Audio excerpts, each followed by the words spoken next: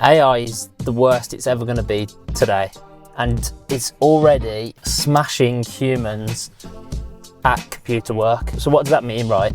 That means that anything a human can do on a computer, AI is now better on average at doing it. And that's where we are today. I made a video of when this first occurred, of when AI beat humans on average on computer work, and that was ChatGPT 5.4. ChatGPT just released 5.6. So 2 models ago. So that shows you a step in the direction of where we're going.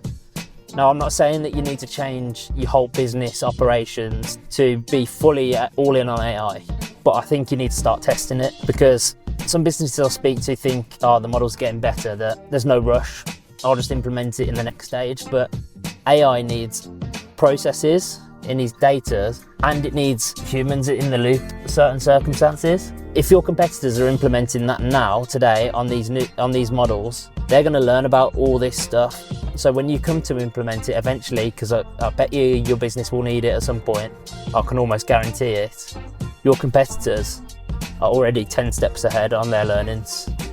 So there's no time like today.